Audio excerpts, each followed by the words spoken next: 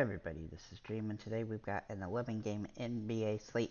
Before I get started, can you guys smash that like and subscribe button? Also, make sure to check the links in the description for YouTube memberships where you'll get to see the write ups for today. We have a lot of questionable tags today, so I'm just going to run through the players with probable and questionable tags really quickly. We also have a lot of dudes out, so let's go ahead and get into it.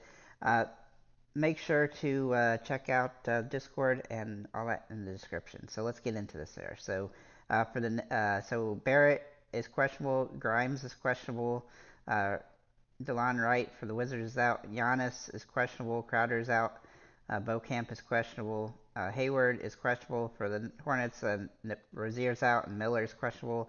For the Celtics, Brown, Porzingis, and Horford are all questionable. For the Raptors, Anobi is questionable, Trent Jr. is as well.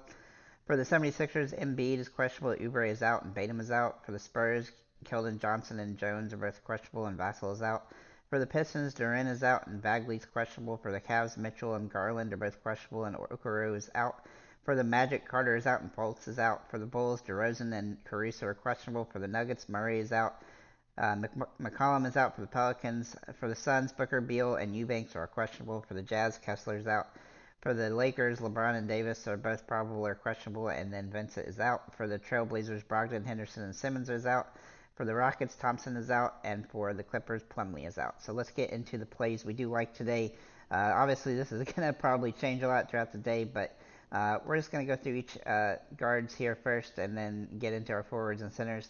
So starting with the guards, we're going to look at De'Aaron Fox here. Now, Fox has only played a handful of games so far this season, but he's been really good in those. His price has come up as a result of his play, but he's still cheap enough that he's worth a consideration in a plus matchup here against the Spurs. He may not have very much to throw at him. He's been playing very well, scoring a lot of fantasy points, so I do like his upside here. Then we'll look at Drew Holiday. Now, this is kind of determined on if guys are out for the Celtics here. If they are, then he'll definitely have a huge boost. He typically isn't the first scoring option when everybody's healthy, but if all those guys are out again, like they were last game, he had 43 fantasy points. I look for him to have a similar upside game, and he's going to be a great core play if that's the case. Then we'll look at D'Angelo Russell for the Lakers. He has some nice upside based on his price point. It is a little bit higher than it has been throughout the season, but he still came down a couple dollars from the last few games. He's been play over 35 fantasy points in 5 straight, and he has some nice upside here as a result. I also mentioned if LeBron or Davis were to sit, then that would give him a sizable boost and make him a core play as well. Then we're going to look at Jordan Clarkson for Utah. Now, he's played very well recently. He's been over 40 fantasy points in the last 3. He does have a low floor as he's had some inconsistencies, but uh, since these last few games, he's been absolutely pouring in points, and so look at him for while he's getting hot. He tends to be somewhat streaky from that perspective, but as long as he's scoring a lot and shooting a lot of shots, and he's going to have some potential. He's also playing over 30 minutes most games, so that gives him some upside and a plus matchup here. Then we're going to look at Mays for Portland. Now his price is actually finally topped off, it looks like, but he's been somewhat inconsistent. He's had some big games, but he definitely has some risk here, though he is facing a team that doesn't play a lot of defense, so that gives him some upside. He's been in over 30 fantasy points in 3 of the last 4, so he does have some potential here, but I still think he's risky, but with all the injuries there, he's going to get all the minutes he can handle basically, and has the opportunity to score points. If he can get double-double with the assist, then that could definitely help him pay off. Looking at Reggie Jackson for Denver, he's played very well with Murray out.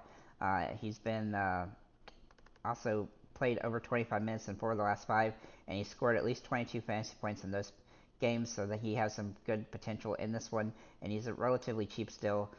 He's actually gone down in price a little bit, and he's got a plus matchup here with McCollum being out. Then we're going to look at the forwards here, and we're going to look at Michael Porter Jr. For Denver. Now, he's played very well with Murray out, and I expect that to continue here. He had one hiccup against the Clippers, but the Clippers have a lot of good defensive players, even though they're not playing well as a team, and Denver did win the game. The guys definitely had a little bit of a downside as a result, but Porter has played pretty well. Now he doesn't feel as safe as Aaron Gordon has, especially with Aaron Gordon being cheaper, but he does have potential in this one. Then we'll look at Aaron Gordon here for Denver as well. He's got a nice matchup here. He's played very well with Murray out. His price is a little bit is $200 cheaper than Porter. I wouldn't even hate using both these guys if you wanted to do that. But he's been fantastic since Murray's been out, and he has some nice upside in this matchup. Again, even against the Clippers, he did pretty well, so that's good. But I expect this to be an easier game than that one. Then we're going to look at Tobias Harris, who is a core play for me today. And the reason he's a core play for me today is that he's played extremely well all season long. He's been a pretty safe play each game this season. His lowest game is actually 28 fantasy points on the season against Toronto. He gets a favorable matchup here against Atlanta, and with Oubre out, his usage is going to go up a little bit more, as it's been up a little bit more the last few games. As long as he can get the shoots and hit some shots, then he'll be fine. And he's going to be a pretty safe play, especially with his price actually dropping a few $100s here. He makes a very interesting upside play here. Then we'll look at Isaiah Stewart. Now he can play at center as well, so do keep that in mind. But he's been pretty inconsistent this season. However, whenever Duren has been off the floor, he's had a nice little boost of usage and upside.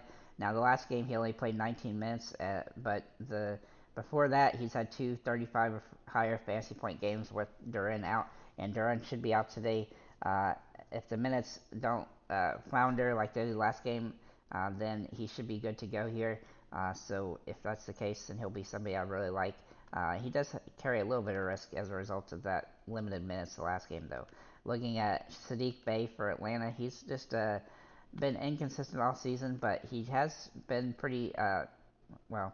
He's had 3 games under 20 fantasy points on the season, which is pretty good for him, especially considering he's coming off the bench most of the time, and he's playing in a very you know dense amount of guys where they're all competing with minutes with Hunter and Jalen Johnson, but um, and also the big guys. But he's playing very well, and as long as he can get 25 or more minutes, he's been having the opportunity to get over 25 fantasy points. And he's actually pretty cheap here, so he's definitely capable of a good game. If you took out the 2 games that he was under 10 fantasy points, he'd be averaging over 27 fantasy points a game. And so I definitely think he's a viable option on this one, though he does carry a little bit of risk because he does have random floor games. And then Ochi Abaji, I'm sorry if I'm butchering your name, for the Jazz. He's started the last 3 games, and in 2 of those, he's been over 23 fantasy points. He's going to have some upside here as he played well at the end of last season, getting some starts. He's also just $4,000, so he's definitely a capable value play, and he does help you pay up at other positions. I'm sure a lot more value is going to open up as we get the injury report throughout the day, but right now he looks like one of the better ones available, so let's take a look at him.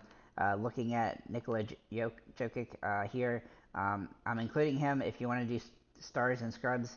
With all the guys potentially out, he has some upside. Considering he's been over 67 fantasy points in 6 straight games, he eats a metric ton of salary. However, so do be careful with him.